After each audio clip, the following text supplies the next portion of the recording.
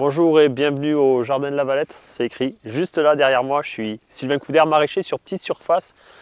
Aujourd'hui, on va faire un tour de la ferme dans cette belle journée ensoleillée pour parler du lieu. Le lieu de l'installation, c'est quand même un point important. Il y a plusieurs facteurs qui font qu'une ferme, qu'une micro-ferme fonctionne et je crois sincèrement que le lieu quand même en fait partie. Donc on va voir ça tout de suite et on va aller à l'eau, direction le bassin.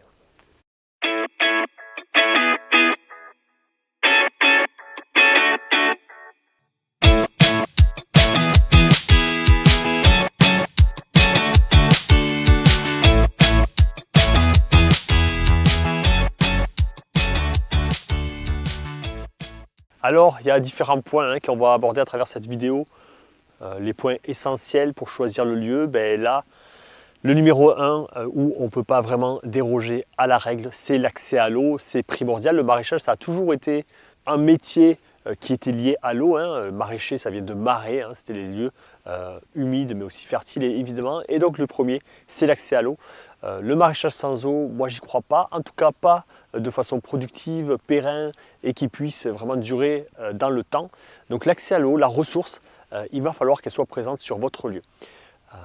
La ressource peut être très diverse, bassin, forage, rivière, et puis le dernier, pourquoi pas réseau ASA quand ça existe, c'est des réseaux qui sont sous pression, des réseaux agricoles un peu spécialisés dans certaines régions, ou le réseau d'eau potable, qui est peut-être une solution aussi parfois, en tout cas qui peut l'être pour des lancements de micro-fermes, c'est tout à fait envisageable. Il va falloir y penser et c'est la première chose à faire parce qu'il ne faut pas se lancer sur le premier lieu venu, il faut vraiment penser à cet accès à l'eau.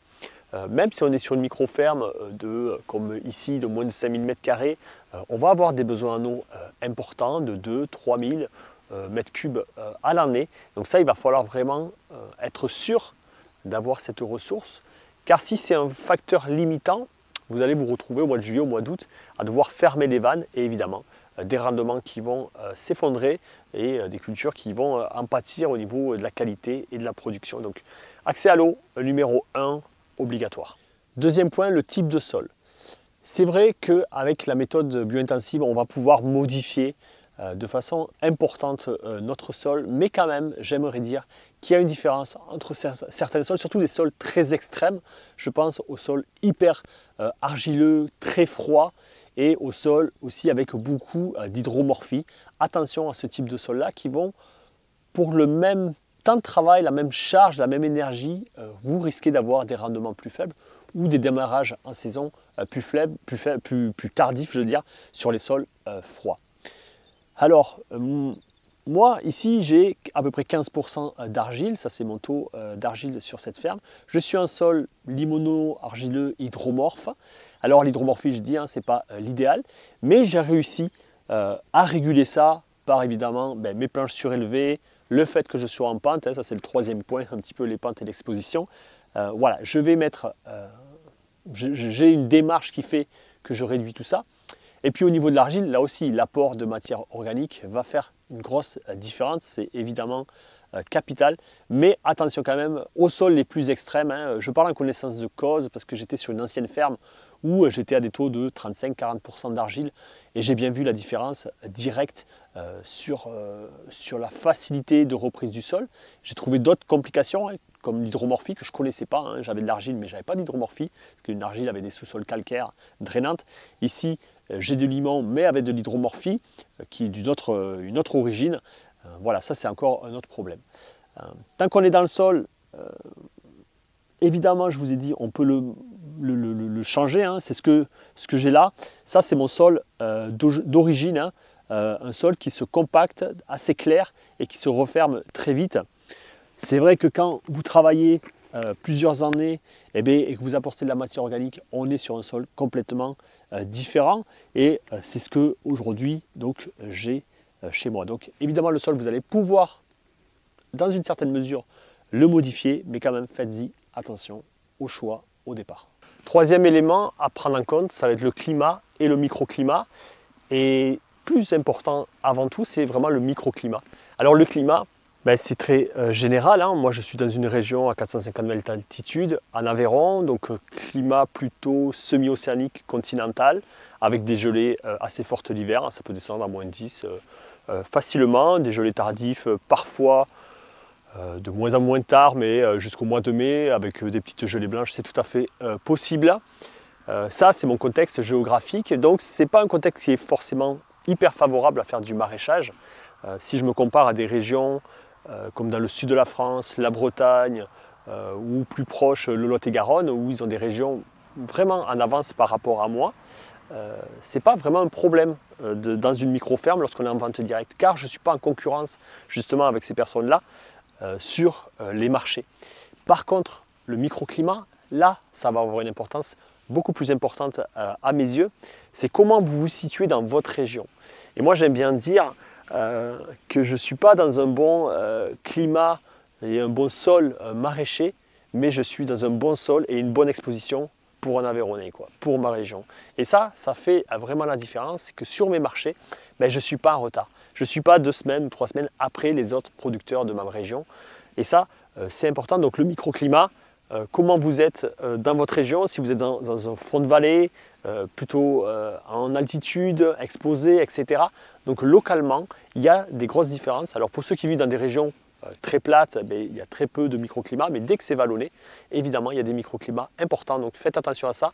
Localement, est-ce que vous n'êtes pas dans un fond de vallée très froide ou humide par exemple, ou sur un sommet où c'est hyper venteux et très séchant en plein été. Donc voilà, faites attention à ça. Alors quatrième point, exposition et pente, hein, qui est la suite logique un petit peu de microclimat. L'idéal, c'est quand même l'exposition plein sud, hein. Pour les légumes, on a besoin de lumière, donc un espace ouvert, lumineux et légèrement en pente si on peut, légèrement drainant. Ça, c'est vraiment l'idéal. Alors, c'est pas vrai partout, hein. Si vous êtes dans les Landes, un sol plat drainant, c'est très bien.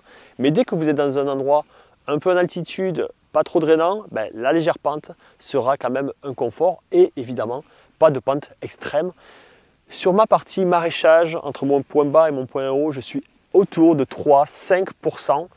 Si on regarde juste après les bâches, hein, qui est finalement une partie qui n'est pas en maraîchage bio-intensif, hein, voilà, il y a eu des essais de culture, de plein champ, des choses comme ça. Il y a même eu des fruitiers à une époque qui ont été arrachés. Ça, je vous en parle dans une autre vidéo. En tout cas, aujourd'hui, il n'y a absolument rien. Là, on est déjà entre 7 et 10% de pente. Et ça change tout. Quand je vais là-haut avec le motoculteur ou même à pied, je sens vraiment la différence. Au niveau des cultures aussi, hein, il y a une partie beaucoup plus séchante en haut qu'en bas. Donc, niveau irrigation, c'est beaucoup plus compliqué.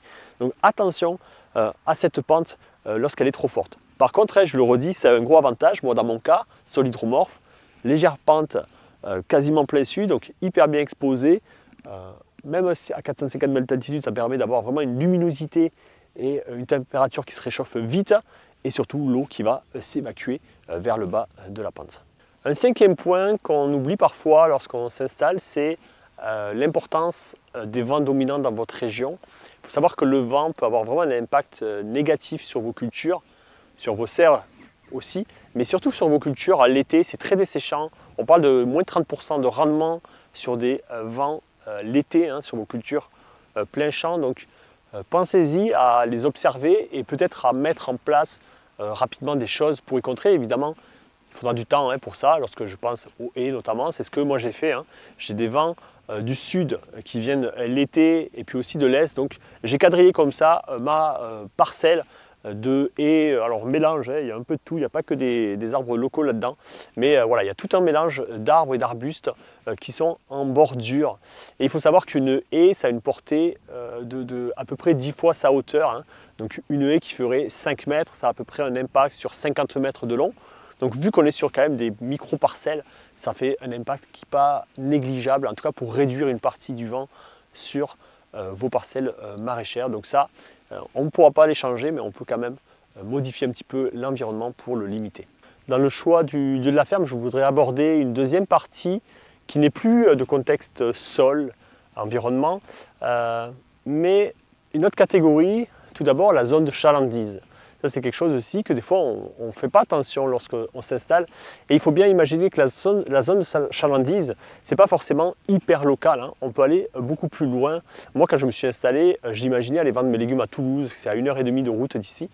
Donc malheureusement, ça a toujours été ça, hein, c'est les agriculteurs qui vendent aux villes, donc c'est parfois difficile de vendre en hyper local. Alors si vous pouvez vendre toute votre production chez vous, ben, c'est l'idéal, hein, que les gens viennent sur votre ferme. Alors là, c'est la voie royale, mais ce ne sera peut-être pas le cas. Donc imaginez bien des pôles, des marchés à trouver autour de chez vous, hein. Et moi, ce n'est pas quelque chose qui me choque de faire 1 heure de route pour aller sur un bon lieu de vente. Donc ça, c'est quelque chose à réfléchir lorsque vous vous installez, parce qu'il y a des régions quand même avec plus ou moins évidemment de zones de chalandise importantes autour de chez vous. Et voilà, même quand on est dans des lieux, des régions rurales, hein, comme ici, il y a quand même des points où il y a du potentiel de vente, et c'est là où il faut aller évidemment. Pour finir cette partie, le dernier point que j'aborde là, dans le choix d'un lieu, ça va être la beauté du lieu. La beauté du lieu, c'est quelque chose qui est important, hein, il ne faut pas le négliger. Moi, j'ai choisi ce lieu que j'adore, hein, qui est super bien exposé, avec plein de campagnes autour, et vraiment, je suis très content de mon lieu. Mais faites attention justement à l'ordre. En gros, si vous choisissez un lieu super beau, juste à côté des voisins super sympas, et que vous oubliez les points 1 et 2, ben évidemment, ça va être sympa les premières années, et puis sur le long terme, ça va être compliqué. Donc il y a quand même une priorisation, hein. On a vu différents éléments, hein, l'accès à l'eau, le sol, l'exposition, les pentes, et puis la zone de chalandise et jusqu'à la beauté des lieux. Donc voilà, il faut quand même penser dans l'ordre, hein. On est en train de créer une entreprise, une micro-ferme, dans l'idée qu'elle soit rentable, productive et qu'elle tienne pendant de nombreuses annes, hein. C'est ça, hein, tout mon contexte et l'objectif de ces vidéos, hein. Je suis pas, c'est pas une vidéo pour un jardin potager privé, hein. On est dans quelque chose de professionnel, donc pensez bien à faire les choses dans l'ordre. Il n'y aura pas tout parfaitement, mais quand même, il y aura des priorités à avoir. Une fois qu'on a tout mis ces critères bout à bout, et d'ailleurs, je vous invite, quand vous êtes en recherche de foncier, de noter des critères. C'est ce que moi j'ai fait, hein, quand j'étais en recherche de foncier. J'avais écrit de l'eau de façon illimitée, j'avais écrit pas trop d'argile, j'avais écrit minimum 3 hectares, etc. Donc j'avais des cases à cocher. J'avais aussi un rayon d'action, c'est-à-dire que j'avais autour d'une ville, hein, de 50 km. Voilà, ça c'était mon rayon de prospection de ma ferme. Donc voilà, je m'étais noté des critères pour chercher la ferme, et puis ensuite j'avais cherché. Et il y a quand même une chose qui est plus simple lorsqu'on cherche un lieu pour une micro-ferme, c'est souvent d'acheter une maison, parce que la maison, ça vous permet d'avoir un crédit immobilier. On ne rentre pas dans une cadre agricole, hein, de prêt agricole, et des fois c'est plus simple d'investir pour acheter une maison, et évidemment avec du terrain. Et c'est ce qui reste en fait, il reste encore des maisons avec généralement 2-3 hectares autour, ça existe encore. Pourquoi? Parce que les agriculteurs qui partent à la retraite, ils ont le droit de garder un petit peu de terrain autour de leur maison, 3 hectares maximum. Et du coup, on peut trouver encore des corps de ferme comme ça avec quelques hectares autour, et ça peut être suffisant pour une micro-ferme, évidemment. Après, il y a des parcours plus classiques, hein, avec la SAFER. Si c'est juste un terrain nu, c'est toujours plus compliqué à emménager, des fois à obtenir. On est sur de la compétition entre agriculteurs, donc c'est un petit peu différent. Donc voilà, dans le choix du lieu, en tout cas moi ici, c'est comme ça que j'ai eu cette ferme, c'est parce que j'ai acheté finalement une maison, et c'est ensuite que j'ai créé mon exploitation agricole dessus. Alors on a parlé de beaucoup de points pour trouver un lieu, mais une chose qui est un peu particulière dans mon cas, c'est que j'ai changé de lieu après plusieurs années, hein. Après 6 ans de maraîchage sur une première ferme, qui était une ferme familiale qu'on me prêtait, j'ai pu acquérir cette ferme-là, donc que j'ai acheté, que j'ai emprunté, en tout cas pour pouvoir l'acheter. Et ça, c'est quelque chose que je n'avais pas dans l'idée au départ. Donc dans ce deuxième lieu, j'ai justement pris plein de critères que j'avais négligés sur ma première ferme pour avoir une ferme encore mieux que la première. Et juste ça pour vous dire qu'on peut changer de lieu, ce n'est pas quelque chose qui est fixe. Et même, je peux m'imaginer avoir une troisième ferme, ce n'est pas tout à fait impossible de vendre celle-là et d'en reconstruire une autre, c'est tout à fait faisable. En tout cas, en méthode bio-intensive, ça va très vite, hein, pour créer sa ferme. Il y a une vidéo un peu plus développée, hein, sur ce changement de ferme que j'avais fait. Genre, on filme l'ancienne ferme, puis on filme ici. Voilà, en tout cas, il faut y penser. Ce qui est difficile quand on change de ferme, c'est de refaire de la commercialisation. Donc c'est peut-être un point important, hein.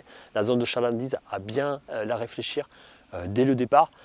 Mais voilà, vous pouvez aussi vous tromper dans le lieu ou aujourd'hui, en regardant cette vidéo, dire ouais, je ne suis pas au bon endroit, mais ça ne veut pas dire que demain, vous n'allez pas changer d'endroit lorsque vous aurez un peu plus d'expérience et de possibilités. Alors pour récapituler, ben, choisir un lieu, c'est un point important, hein, ça fait partie de la réussite. Il n'y a pas que ça, hein, évidemment. Hein. Il y a avoir des bons itinéraires, une bonne organisation, une bonne planification. Mais le lieu, ça va quand même vous aider à aller dans cette direction de ferme rentable et profitable et qui fonctionne même après 15 ans de maraîchage. Donc l'accès à l'eau, hein, pensez-y, le type de sol, l'exposition, la zone de chalandise, puis la beauté des lieux, à ne pas mettre peut-être en priorité, mais quand même à y penser. Pas oublier qu'on peut déménager, hein, ce n'est pas une fin en soi de s'installer. C'est même super intéressant de se réinstaller. Évidemment, c'est un coût financier, hein, mais bon, qui est supporté par les banques et par des crédits. Hein. Voilà, mais on ne refait pas forcément les mêmes erreurs du coup sur la deuxième ferme. Et sur la troisième, alors là, c'est carrément royal. Mais voilà, un peu du défrichage pour choisir son bon lieu pour sa ferme et sa micro-ferme maraîchère. N'hésitez pas, si vous avez des choses à rajouter, à le mettre en commentaire, des questions sur le lieu ou sur des choses qui vous sont arrivées sur vos lieux, sur votre ferme. Voilà. Et puis à très bientôt, bonne installation, bonne création d'entreprise et puis bon changement de lieu pour certains peut-être.